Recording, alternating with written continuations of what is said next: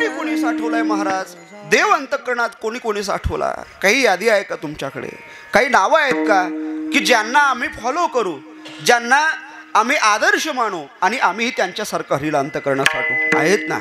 ऐका, एक पहिलं उदाहरण तुमच्या समोर मांडतो. अरे, परमार्थ करत असताना तो परमार्थ स्वांत सुखाय, स्वतःच्या आनंदासाठी असावा. हा, आपण आपला उद्धार करण्यासाठी परमार्थ केला पाहिजे. आपुले आपण करा सोडवण. पहिल्यांदा आपण त्या अधिकाराचं व्हायचं आणि नंतर आपण त्या अधिकाराचं झालं, नंतरच आपल्याला लोकांना सांगायचा अधिकार प्राप्त होतो. नाहीतर असे किंग कर्तव्य बिमूढ लोक आहेत. इराणी सांगाव्या रेमट कहाणी, चित्ता रंजवणी करावया, होईल झाला अंगे देव जो आपण तयासे हे जन अवघे देव. भक्ती केल्याशिवाय आपण भक्ती कशी करायची हे सांगू शकत नाही.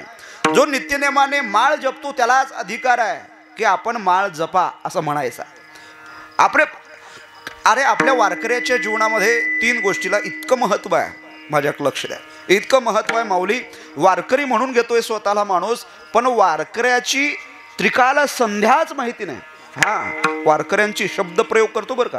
ब्राह्मणांची त्रिकाल संध्या वेगळी, यज्ञ होम हवन गायत्री ही ब्राह्मणांची त्रिकाल संध्या आहे, पण आपली त्रिकाल संध्या वेगळी आहे. वारकरी आहोत आपण. आपली त्रिकाल संध्या कोणती आहे? अरे, आपण सकाळी उठल्याबरोबर स्नान केल्यानंतर पहिल्यांदा ज्ञानेश्वरी आणि गाथा वाचणं ही आपली संध्या आहे.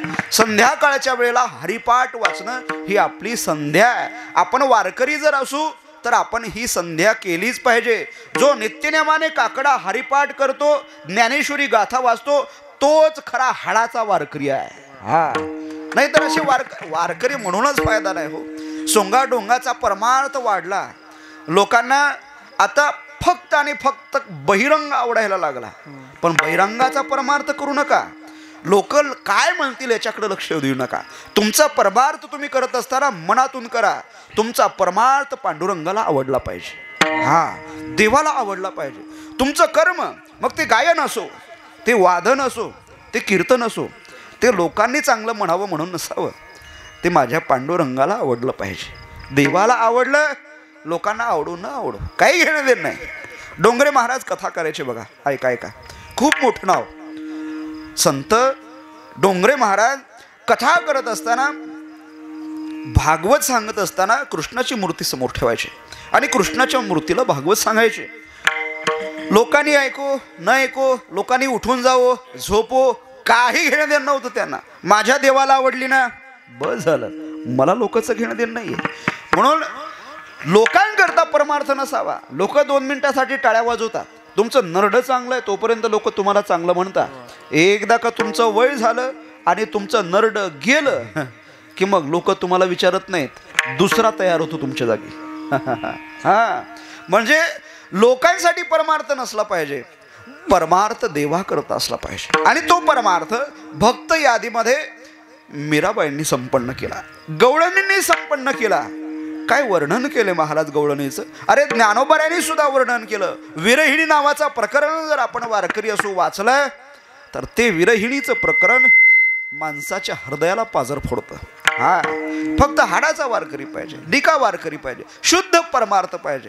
लोकांकरता नाही, त्याच्या स्वतः करता, स्वतःच्या उद्धाराकरता परमार्थ करायचं. हाडाचा वारकरी असेल तर ज्यावेळेस ज्ञानोबाऱ्यांची विरहिणी वाचतो, ढसा ढसा रडतोय महाराज.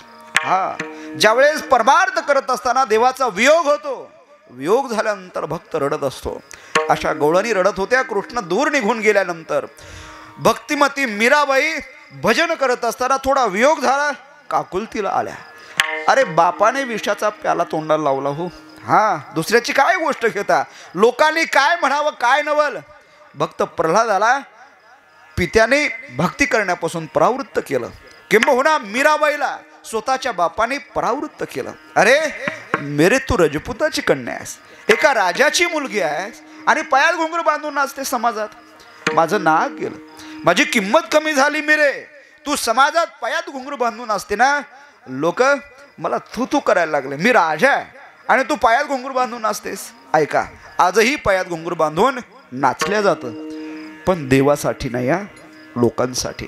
यूट्यूबवर सर्च केलं की 2-4 नावं पुढे येतील. देवासाठी पायात घुंगरू बांधून नाचा, देव तुम्हाला दर्शन द्यायला तुमच्या दारात आल्याशिवाय राहणार नाही. हा, मीराबाई देवा करता पायात घुंगरू बांधून नाचू लागली. हो, बापाने विषाचा प्याला तोंडाला लावला.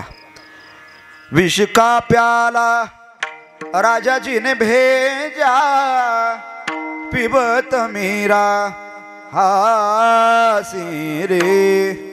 पग घुंगरू बांध मीरा नाचे रे, पग घुंगरू बांध मीरा नाचे रे, पग घुंगरू बांध मीरा नाचे रे, पग घुंगरू बांध मीरा नाचे रे. काय वर्णन केलं मीराबाईने. प्रत्येक इंद्रियाची सार्थकता सांगितली बघा. काय केलं पाहिजे हाताने, काय केलं पाहिजे डोक्याने, काय केलं पाहिजे पायाने. अरे पाय तेच पाय आहेत जे देवाच्या मंदिरात दर्शन घेण्याकरता जातात. डोकं तेच डोकं आहे जे देवापुढं झुकतं. हात तेच हात आहेत जे दान धर्म करतात. मुख तेच मुख आहे जे देवाचं नाव घेतं. काय सुंदर पद आहे बघा.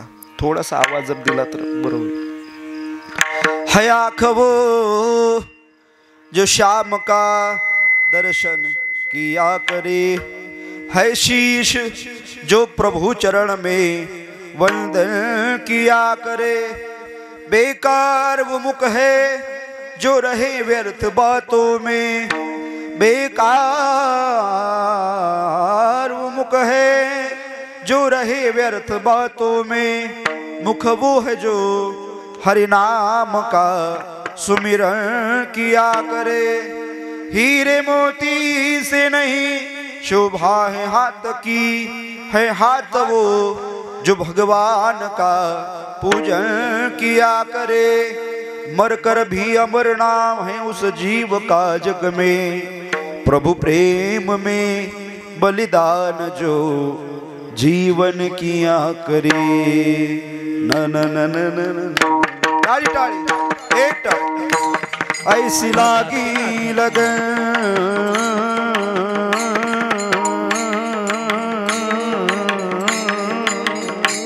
ऐसी लागी लगन, लागी लागी रे लगन, लागी लागी लगन, ऐसी लागी लगन मेरा हो गए मगन, ऐसी लागी लगन मेरा हो गए मगन. वो तो गली गली हरि गुण गाने लगी, महलों में पली बन के जोगल चली, महलों में पली बन के जोगल चली. मीरा रानी दीवानी कहाने लगी, ऐसी लगी लगन मेरा हो गई. राणा ने विष दिया मनो अमृत पिया, मेरा सागर में सरिता समाने लगी. दुख लाखों सहे मुख से गोविंद कही, मेरा प्रेमी प्रीतम को मनाने लगी. वो तो गली गली हरि गुण गाने लगी. ऐसी लागे लगन मेरा हो गई मगन, ऐसी लागे लगन मेरा हो गई मगन. मीराबाईने स्वतःच्या मस्तीमध्ये परमार्थ केला आणि आज आबी सुद्धा स्वतःच्या मस्तीतच परमार्थ करतोय. तुझं ओझच आहे 1 क्विंटलचं आणि तुझ्यावर दडपण देतोय आम्ही 2 क्विंटलचं. कसं शक्य आहे? शक्यच नाही. विठ्ठल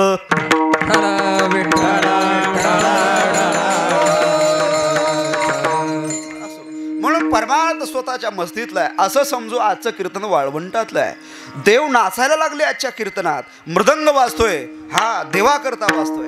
गायन होतंय देवा करता, स्वतःच्या आनंदा करता. अरे किती नाचतोय देव. नाचता नाचता नाचता नाचता देवाचा गळला पितांबर, देवाचा गळला पितांबर, देवाचा गळला पितांबर.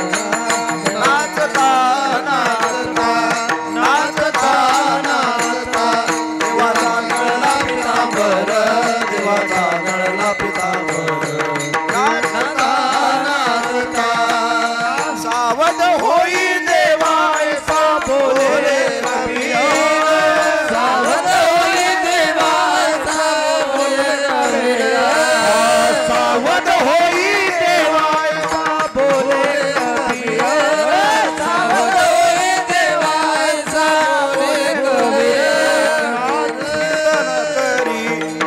नामदेव कीर्तन करी पुढे देवनाचे पांडुरंग पुढे देवनाचे पांडुरंग नामदेव कीर्तन करी नामदेव कीर्तन करी नामदेव कीर्तन करी पुढे देवनाचे पांडुरंग पुढे देवनाचे पांडुरंग नामदेव कीर्तन करी इतकं अंतःकरणामध्ये देवाला साठवायचं। देव नाचताना एवढे घामाझोकी झाले महाराज, देवाच्या कमरेचा पितांबर कळाला तरी सुद्धा देवाला ध्यान नाही, म्हणून परमार्थ करत असताना स्वतःच्या आनंदाकरता असतात देव अंतःकरणामध्ये साठवला पाहिजे। ठीक आहे, आम्ही देवाला असं अंतःकरणामध्ये साठवलं, समजा आम्ही देवाची भक्ती केली, देवाची भक्ती करत असताना तुका म्हणे हासे जन नाही का न ते ठाई गवळणीसारखा आमचा अधिकार झाला, आणि मग असा अधिकार झाल्यानंतर आम्ही देवाला अंतःकरणात साठवलं, पण आम्हाला फळ काय मिळेल हो महाराज? त्यांची सरली येर झार त्यांची सरली येर झार त्यांची सरली येर झार त्यांची सरली येर त्यांची सरली येर धार त्यांची सरली येर धार त्यांची सरली येर धार त्यांची सरली येर धार त्यांची सरली येर धार त्यांची सरली येर धार झाला सुफल व्यापार झाला सुफल व्यापार त्यांची सरली येर धार त्यांची सरली येर धार झाला सुफल व्यापार झाला सुफल व्यापार त्यांची सरली येर धार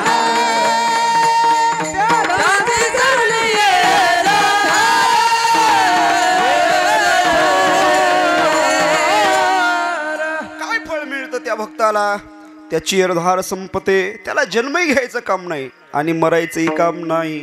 काय बोलताय महाराज? जन्म घ्यायचं काम नाही ठीक आहे, पण मरावं तर प्रत्येकाला लागतं ना। इथं कोण जगण्याकरता आलंय? येथ नाही उरवलंय उतार येरते पामर जीव किती, अरे प्रत्येकाला जावं लागतं। उपजल्या पिंडा मरण सांगते मरते उपजते सवेची ते मरते उपजते सवेची उपजल्या पिंडा मरण सांगते मरते उपजते सवेची ते मरते उपजते सवेची प्रत्येक माणूस जाणार आहे, किंबहुना मी तर याच्याही पुढे बोलेल, ज्याचं बारसं झालं त्याचं तेरसं होतं। प्रत्येक माणूस जाणार आहे महाराज, एवढंच नाही याच्याही पुढचं बोलतो। ज्या दिवशी आपला जन्म झाला, ऐका ऐका ऐका, ज्या दिवशी आपला जन्म झाला आपला मृत्यू सुद्धा सोबत जन्माला आला, याच्याही पुढे बोलू। ऐका, आपण ज्या जागेवर बसलो, ऐका ऐका बरं, ज्या जागेवर बसलो आपला मृत्यू सुद्धा आपल्या शेजारीत बसला। नाही, कीर्तनात नसतो बसत तो पाहू नका शेजारी, पण मला एवढा सिद्धांत बोलायचा आहे, ज्या दिवशी आपला जन्म झाला आपला मृत्यू सोबत जन्माला आला, म्हणून प्रत्येकाला एक ना एक दिवस तरी मरायचंय महाराज। इथं राहण्याकरता कोणी आलं नाहीये, हा आया है सो जाएगा राजा रंक फकीर, कोई सिंहासन चढ़ चला कोई चढ़ा जंजीर, तुका या नगर का सौदागर तुझे अपने वतन को जाना है, तुका या नगर का सौदागर, जिंदगी एक किराए का घर है, एक न एक दिन निकलना पड़ेगा, मौत जब तुझको आवाज देगी, घर से बाहर निकलना पड़ेगा, घर से बाहर निकलना पड़ेगा।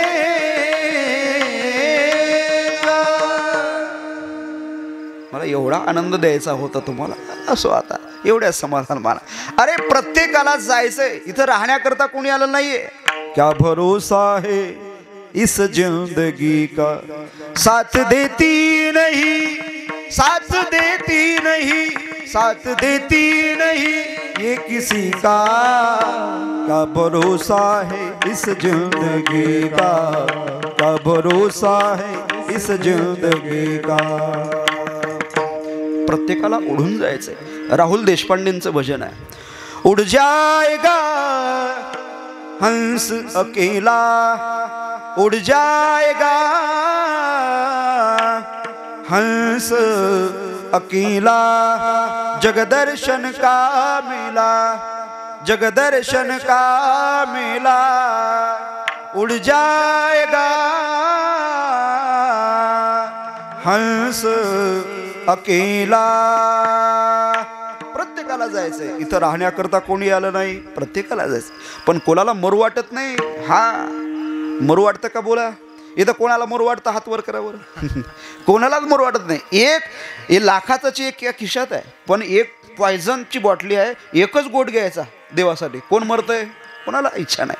कोणाला मरू वाटत नाही. आगा मरा हा बोल नसा हते. अरे मसनात गौऱ्या गेलेल्या असतात तरी सुद्धा म्हाताऱ्याला मरू वाटत नाही. आमच्यासारखे म्हणतात ना आजोबा, अहो आता तुमच्या म्हातारं वय झालं, गौऱ्या मसनात गेल्या, आतापर्यंत पंढरपूरची वारी केली नाही, आतापर्यंत तीर्थयात्रा केली नाही, कधी कीर्तनात येऊन बसले नाही, कधी कथा ऐकायला आले नाही. अरे आता 80 वर्षाच्या वयात तरी देवदेव करा ना, विठ्ठल विठ्ठल म्हणा ना, पंढरपूरला चला ना, आमच्यासोबत वारीला या ना. आजोबा काय म्हणतात? अरे आलो असतो रे दादा, पण काय करावं, माझा नातू मला सोडून झोपतच नाही. अरे कशाचं झोपत नाही? त्याचे बिस्किट चोरून खात असशील तू, होय? नातू सोडून झोपत नाही.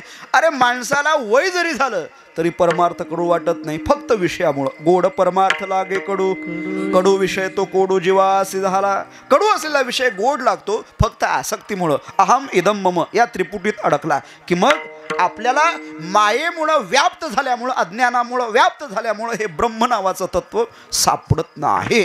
हां, म्हणून हे ब्रह्मतत्व सापडण्याकरता संतांच्या जवळ यावं लागतं. प्रत्येकाला एक ना एक दिवस मरायचंय.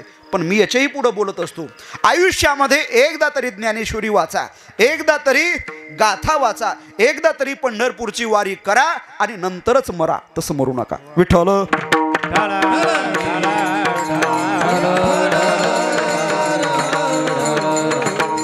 माणसाला जागृती अवस्थेत मरू वाटत नाही, काय नवल आहे. पण माऊली माणसाला स्वप्न पडलं, त्या स्वप्नात सुद्धा मरू वाटत नाही. ऐका, स्वप्नावस्थेत सुद्धा माणसाला मरू वाटत नाही. संजूबा, स्वप्न पडलं आणि स्वप्नात त्याला मरण आठवलं तर त्याला करमत नाही, त्याला मरू वाटत नाही बरं का.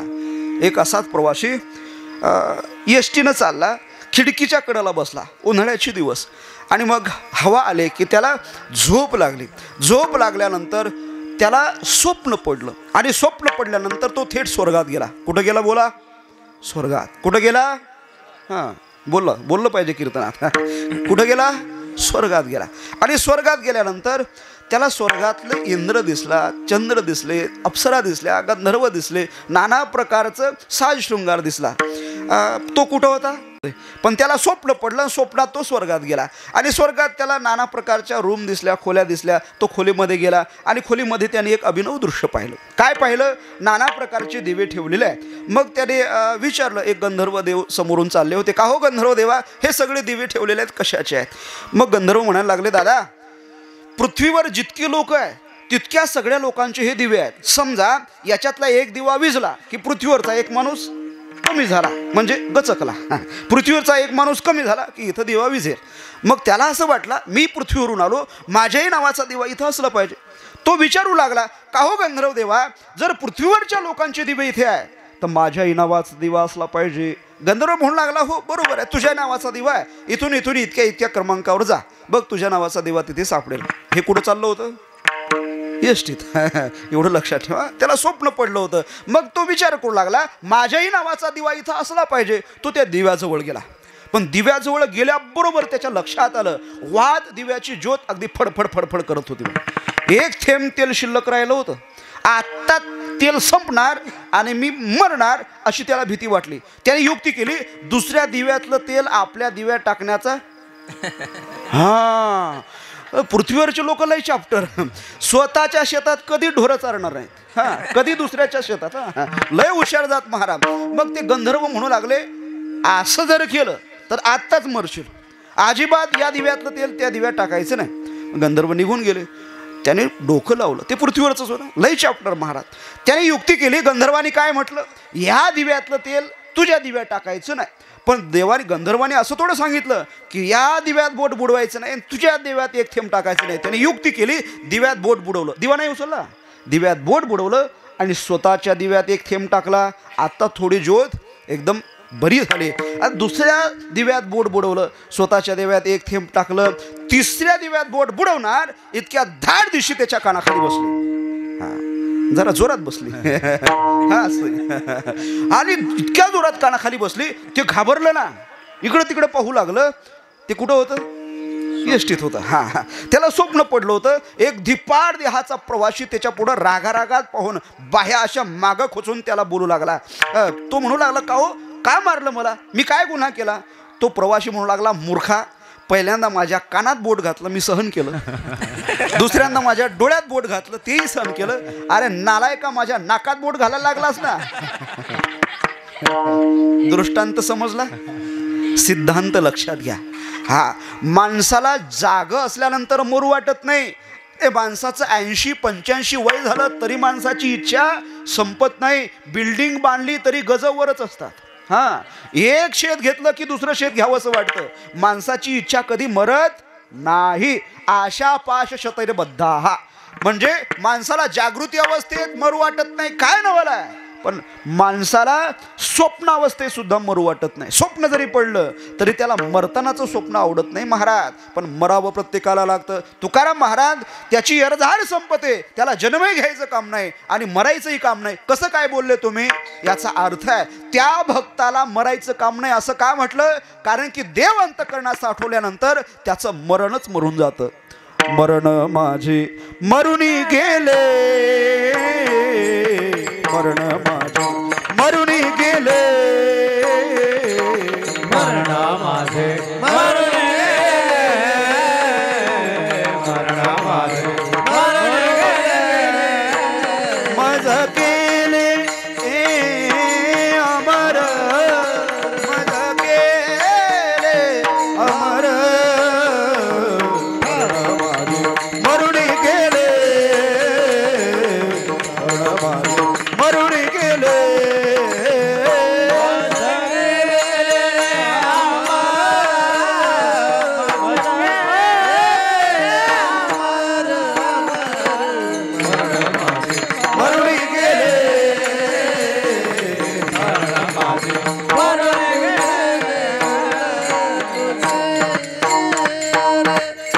कारण की तो भक्त राहत नाही तर दासोहम या तत्वावर जातो. आणि दासोहम या तत्वाच्या नंतर दास हा शब्द निवृत्त करतो आणि सोहम म्हणजे तो मी आहे.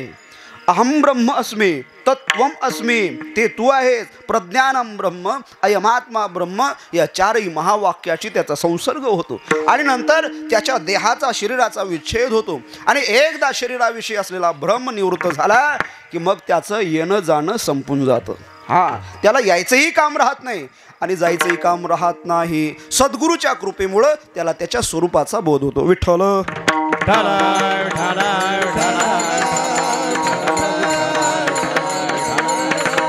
असा देव, असा हरी, असा परमात्मा, तो तुम्ही भक्ती करता करता अंकित करू शकता. देव आपला सखा मित्र हाताला आला की मग तुमच्या जीवनातली भीती आणि चिंता नष्ट होते. अभंगाचं 3रं चरण. हरी हरी आला हाता, हरी आला हाता, हरी आला हाता, हरी आला हाता, हरी आला हाता, हरी आला हाता, हरी आला हाता, हरी आला हाता, हरी आला हाता, हरी आला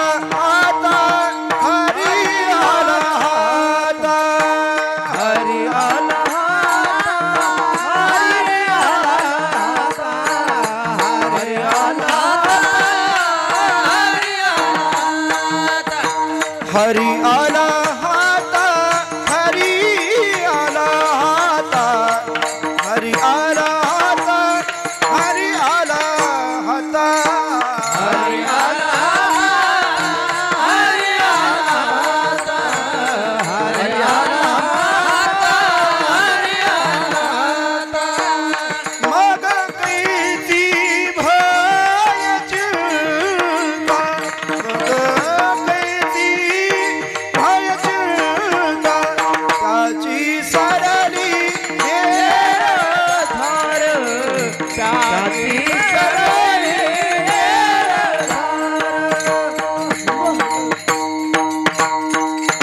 विठोबार कुमाई बार कुमार बार कुमाई बार कुमार विडली वरदा देव तुकाराम बार कुमार बार कुमार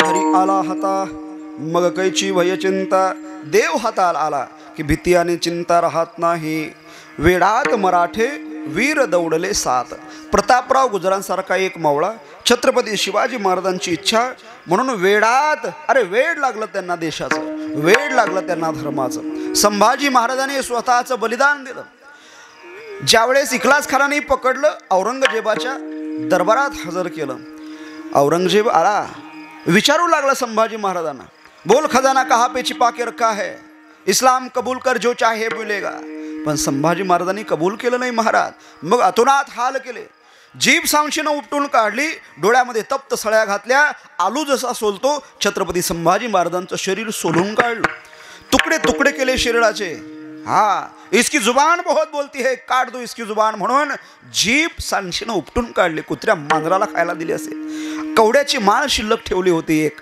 आबासाहेबांची आठवण म्हणून संभाजी महाराजांनी आपल्या गळ्यामध्ये धारण केलेली होती पण ती कवड्याची माळ ही इखलास खानाने तोडून टाकली पण छत्रपती संभाजी महाराजांनी शेवटपर्यंत तोंडून एकच वाक्य काढले जगेन तरी हिंदू म्हणून मरेन तरी हिंदू म्हणून पण इस्लाम स्वीकारणार नाही नाही नाही अरे देश धर्म पर मर मिटने वाला शेर शिवा का छावा था परम प्रतापी महापराक्रमी एक ही शंभू राजा था एक ही शंभू राजा था जीवनामध्ये कितीतरी लढ्या खेळले पण एकही लढाई न हरणारा जगाच्या पाठीवर एकच राजा आहे आणि त्याचं नाव आहे धर्मवीर संभाजी महाराज हा त्यांना भीती नव्हती त्यांना चिंता नव्हती म्हणून हरी आला हाता हरी म्हणजे साक्षात सदाशिवाचा अवतार आमचे शिवाजी महाराज त्यांच्या जवळ होते त्यांचं बळ त्यांना होतं म्हणून शिवाजी महाराज आले हाता मग कैची भय चिंता त्यांना भीती नाही आणि चिंता ही राहिली नाही असा हरी एकदा का तुमच्या मनामध्ये आला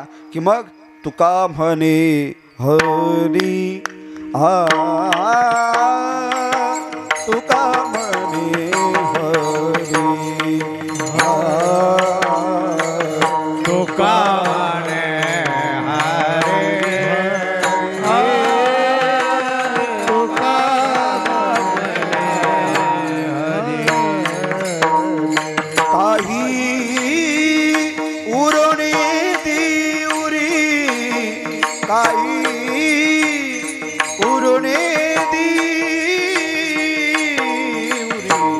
त्याची सरली वीरधार त्याची सरली वीरधार त्याची सरली वीरधार त्याची सरली वीरधार